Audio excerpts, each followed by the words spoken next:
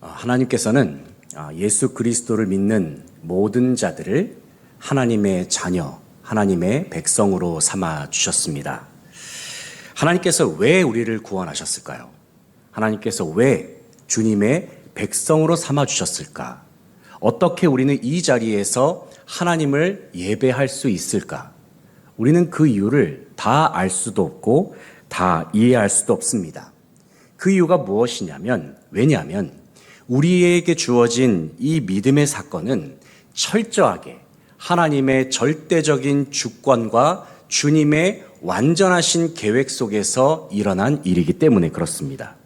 그뿐만 아니라 이 모든 구원의 역사는 다 하나님의 은혜로 말미암아 주어졌다는 사실입니다.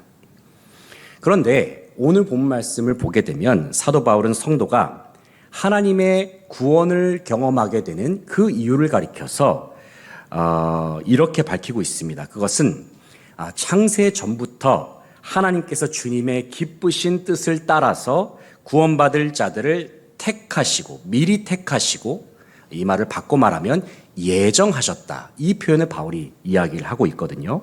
한번 이 시간 본문 3절부터 5절까지의 말씀을 이 시간 한 목소리로 읽어보겠습니다.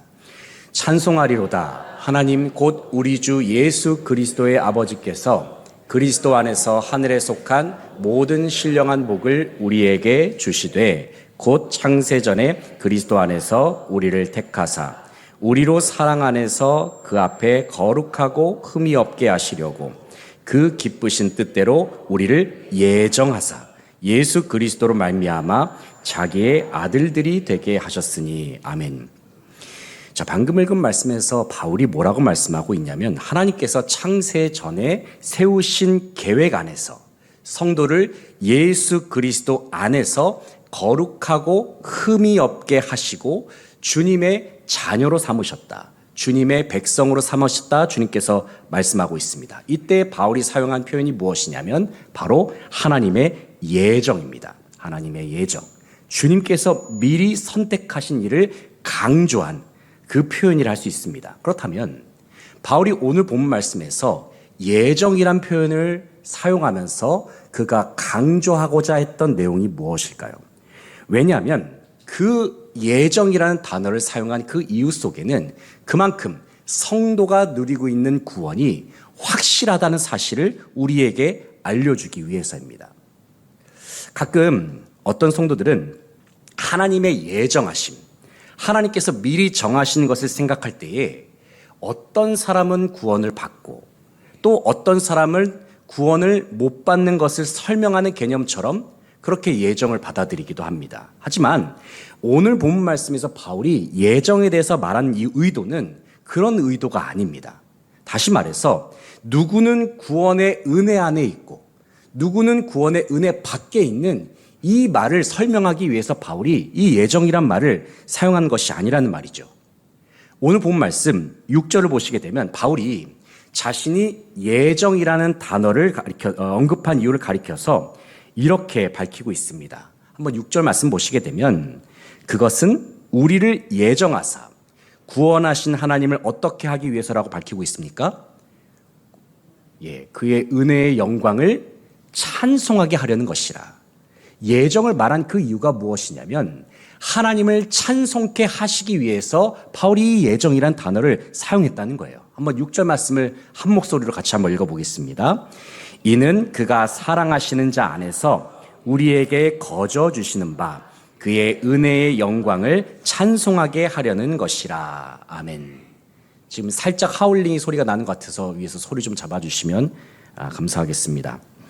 자, 방금 읽은 말씀에서 바울은 이는 그가 사랑하시는 자 안에서 우리에게 거저 주시는 바 그의 은혜의 영광을 찬송하게 하려는 것이라. 바로 이것이 바울이 하나님의 예정을 통해서 드러내고자 하는 핵심적인 내용이 되겠습니다. 왜 바울이 예정을 언급했는가? 왜냐하면 우리가 주님의 예정 속에서 구원받는 그 이유가 다름 아닌 전적인 하나님의 은혜로 말미암은 것임을 드러내고자 했다는 것이죠. 내가 왜 구원을 받았는가? 왜 내가 하나님의 자녀가 되었는가? 우리는 그 이유를 다 알 수가 없습니다. 다 이해할 수도 없습니다. 하지만 분명하게 깨닫게 되는 사실 한 가지가 있어요. 그것이 무엇이냐면 이 모든 것은 다 하나님의 은혜로 말미암아 주어졌다는 사실입니다. 하나님의 은혜. 초대교회 신학자 중에서 우리가 많이 들어본 교부 중에서 어거스틴이라는 사람이 있는데 그가 저술한 책 중에서 요한복음 강해라는 책이 있습니다. 그 책에서 이 어거스틴이 요한복음 6장 44절을 이제 주해를 하면서 요한복음 6장 44절 말씀을 설명할 때에 어떤 하나의 특징적인 표현을 사용하고 있거든요. 요한복음 6장 44절 한번 띄워주시기 바랍니다. 이런 구절입니다. 나를 보내신 아버지께서 이끌지 아니하시면 아무도 내게 올 수 없으니, 이 표현에 대해서 이 어거스틴이 뭐라고 설명하고 있는지 제가 좀 소개를 해드리겠습니다. 이 어거스틴이 이 구절을 설명할 때에 이렇게 말을 합니다. 왜 하나님이 어떤 사람은 끌어당기고 어떤 사람은 끌어당기지 않는지 판단하려 하지 말라. 오류에 빠지지 않으려면, 이런 표현을 쓰고 있다는 겁니다. 우리는 어거스틴의 이 주해를 통해서 그가 생각하는 예정에 관한 개념을 한번 이렇게 풀어서 정리를 해볼 수가 있겠습니다. 먼저 첫 번째는 인간은 자기 힘으로는 예수 그리스도께로 나올 수가 없다는 겁니다. 예수 그리스도께로 사람이 나오기 위해서는 하나님의 인도하심과 하나님의 은혜로만 나올 수 있다는 것이죠. 그래서 둘째가 무엇이냐면 인간이 예수 그리스도께로 나오기 위해서는 주님께서 친히 인도하셔야 된다. 주님께서 친히 이끌어 주셔야만 가능하다는 겁니다. 그런데 셋째가 무엇이냐면 그러나 모든 사람이 다 이끌려 온 것은 아니라는 거예요.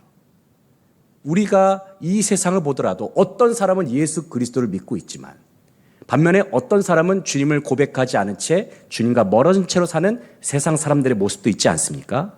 마지막으로 이 모든 일에 관한 이유는 인간이 완전히 판단할 수가 없다는 거예요. 왜 하나님께서 그렇게 하시는가?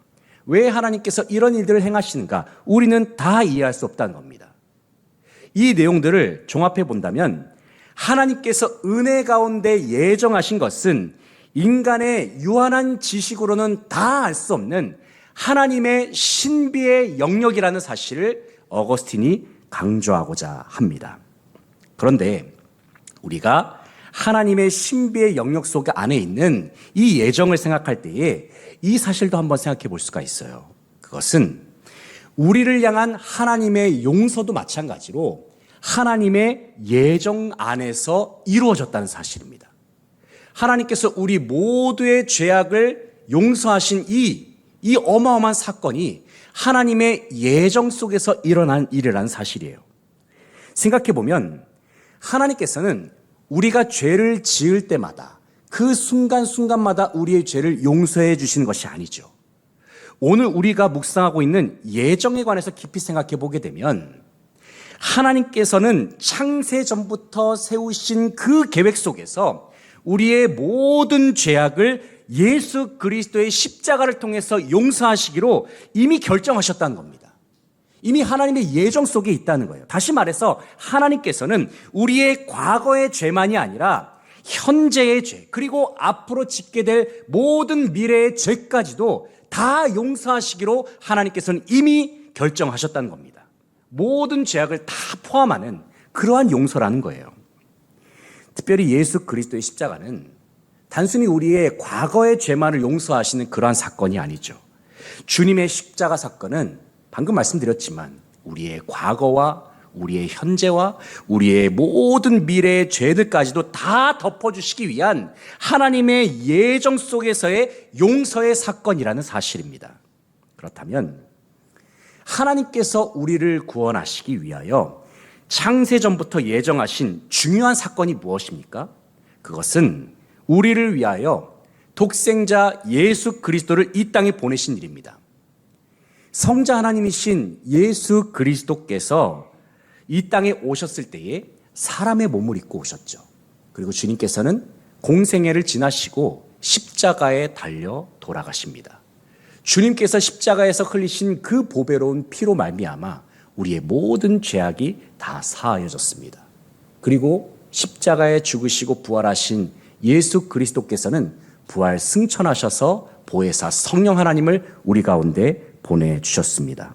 특별히 주님의 부활은 십자가의 보혈이 정말로 능력이 있고 십자가의 보혈이 효험이 있다는 사실을 확증해주는 놀라운 사건이 바로 부활 사건입니다. 특별히 예수 그리스도께서 부활 승천하신 이후에 보내신 보혜사 성령 하나님께서는 주님의 십자가 보혈이 우리의 모든 죄악을 정결케 하고 구원하시는 능력이 있다는 사실을 보혜사 성령 하나님께서는 이 사실을 우리에게 확증하여 주셨다는 사실입니다. 오늘 본 말씀 13절, 14절 말씀을 같이 한번 읽어보도록 하겠습니다. 그 안에서 너희도 진리의 말씀, 곧 너희의 구원의 복음을 듣고 그 안에서 또한 믿어 약속의 성령으로 인치심을 받았으니 이는 우리 기업의 보증이 되사 그 얻으신 것을 속량하시고 그의 영광을 찬송하게 하려 하심이라. 아멘. 성령 하나님께서 우리 안에 임하셔서 우리로 하여금 하나님의 백성으로 우리를 확실하게 인치셨다는 사실을 우리에게 말씀하고 계십니다. 그뿐만 아니라 우리를 향한 하나님의 용서, 구원이 결코 취소되지 않는 용서와 구원이라는 사실도 성령 하나님께서 우리에게 확실하게 보증하셨다는 사실입니다. 예수 그리스도께서 십자가에서 흘리신 그 보혈, 우리의 모든 죄악을 정결케 하시는 능력이 있다는 사실을 성령 하나님께서 우리에게 말씀하여 주셨습니다. 왜 하나님께서는 예수님의 보혈로 우리의 죄악을 용서하고자 하셨을까요? 왜냐하면 사람이 하나님의 자녀가 되기 위해서는 우리의 모든 죄악의 문제가 완전히 해결되어야만 하기 때문인 것입니다. 이 문제를 완전히 해결해야만이 하나님께서는 우리 한 사람 한 사람을 하나님의 백성, 하나님의 자녀로 삼으실 수 있는 것이죠. 이런 의미에서 하나님께서 용서하신 우리의 죄는 단순히 일부분의 죄만 용서하셨다고 볼 수가 없습니다. 십자가의 보혈을 통한 하나님의 용서 안에는 우리의 과거와 현재 그리고 미래의 모든 죄까지도 다 포함되어 있습니다. 다시 말해서 예수 그리스도의 십자가의 보혈은 우리의 과거와 현재와 미래를 다 덮고도 남는 은혜라는 말입니다. 여기서 우리는 매우 중요한 교훈 한 가지를 얻을 수가 있어요. 그것은 우리가 다른 사람을 용서할 때도 마찬가지로 우리는 주님께서 행하신 그 방법으로 용서할 수 있어야 한다는 사실입니다. 많은 경우에 사람들은 종종 이런 생각을 합니다. 누군가가 나에게 잘못을 하면 그때 용서를 해야지. 누군가가 나를 힘들게 하고 나를 서운하게 하고 나에게 상처를 줄 때 그때 용서를 해야지. 이런 생각을 한다는 겁니다. 하지만 하나님께서 우리를 용서하시는 방식이 그런 방식이 아니었다는 것을 말씀하고 있어요. 하나님께서는 우리가 죄를 지을 때마다 그때마다 다시 용서하시기로 그렇게 결정하신 것이 아닙니다. 하나님께서는 이미 창세 전부터 예수 그리스도의 십자가 안에서 우리의 과거와 현재와 미래의 죄까지도 모두 용서하시기로 하나님께서는 작정하셨습니다. 사랑하는 성도 여러분, 우리의 용서도 이와 같아야 한다는 겁니다. 다시 말해서 우리는 누군가가 나에게 죄를 짓고 나에게 상처를 줄 때마다 그때 용서하는 그와 같은 방식을 넘어설 수 있어야 한다는 것이죠. 우리가 행해야 하는 용서는 이미 그 마음속에서 그 사람을 용서하기로 결정한 것이어야 한다는 겁니다.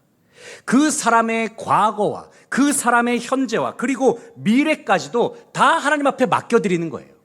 다 하나님 앞에 맡겨드리면서 우리의 용서는 선제적으로 베푸는 그러한 용서가 되어야 한다는 겁니다. 왜냐하면 하나님께서 우리에게 베푸신 그 용서가 바로 선제적인 용서이고 미리 창세전부터 예정하시고 결단하신 용서이기 때문입니다.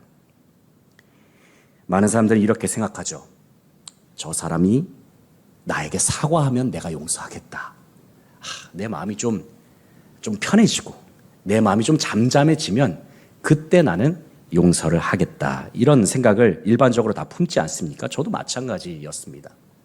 그러나 하나님께서 우리에게 베푸신 용서는 우리가 용서를 구하기도 전에 이미 주님께서는 용서를 작정하셨어요. 이미 용서하기로 선택하신 하나님의 용서라는 거예요. 그런데 먼저 용서를 선택하신 하나님께서는 용서받은 우리에게 말씀하십니다. 그것은 하나님이 우리를 먼저 용서했다고 한다면 우리도 마찬가지로 서로를 향하여서 미리 용서하는 삶, 선제적으로 용서하는 삶, 이미 용서를 선택하는 삶을 살아야 할 것을 주님께서는 우리에게 말씀하여 주십니다. 왜 우리가 선제적인 용서를 실천해야 할까요? 그 사람이 잘했기 때문이 아닙니다. 그 사람이 뉘우쳤기 때문도 아니에요. 그 사람이 나에게 사과를 했기 때문도 아닙니다. 그저 하나님이 먼저 우리를 그렇게 용서해 주셨기 때문인 것이죠. 그리고 먼저 용서를 베푸신 하나님의 사랑과 은혜와 긍휼이 내 안에서 정말로 차고 넘칠 정도로 크고 놀랍기 때문입니다. 그렇기 때문에 우리는 주어진 모든 삶의 자리와 관계 속에서 하나님의 용서, 선제적인 용서, 미리 선택하는 용서를 실천하는 삶의 자리로 나아갈 수 있어야 합니다. 이제 말씀을 정리하겠습니다. 사랑하는 성도 여러분, 우리가 받은 구원과 용서는 하나님의 영원하신 계획 속에서 우리에게 주어졌습니다. 하나님께서는 창세 전부터 예수 그리스도의 십자가 안에서 우리의 과거와 현재와 미래의 모든 죄악을 주님께서는 다 용서하여 주셨습니다. 하나님께서 예정하신 용서, 이미 창세 전부터 결정하신 그 용서가 있었기 때문에 그래서 우리는 지금 하나님의 자녀로서 우리는 이 세상을 살아갈 수가 있습니다. 이 자리에 함께한 우리 모두가 무한하신 하나님의 용서를 받은 자들이라고 한다면 그렇다면 우리는 어떻게 살아가야 하겠습니까? 주님께서 우리의 과거의 죄, 현재의 죄, 그리고 미래의 죄까지도 용서하셨다고 한다면 마찬가지로 누군가를 향하여서도 미리 용서를 선택하고 선제적으로 용서를 실천하면서 우리는 살아갈 수 있어야 합니다. 왜냐하면 우리가 받은 용서는 예정 안에 있는 용서이기 때문입니다.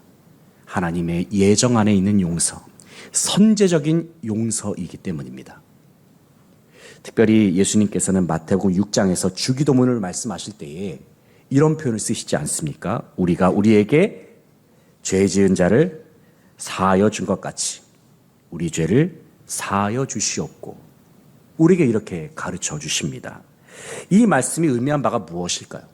이것은 그저 문자적으로 내가 다른 사람을 용서하는 것을 잘해야만 하나님께서 내 죄를 용서해 주신다, 이런 문자적인 그런 해석의 의미가 아닌 것이죠. 이 말씀은 하나님의 용서를 진짜로 경험한 사람은 결국에는 용서하는 사람으로 변화될 수밖에 없음을 우리에게 말씀하시는 겁니다. 하나님께서 우리에게 보여주신 용서, 선제적인 용서를 실천할 수 있는 저와 여러분이 되어서 깨어진 모든 관계가 다 회복되고 이 세상에 예수 그리스도의 향기를 드러내는 삶으로 나아갈 수 있는 이 자리에 함께한 저와 여러분의 복된 삶이 되시길 주님의 이름으로 간절히 축복합니다.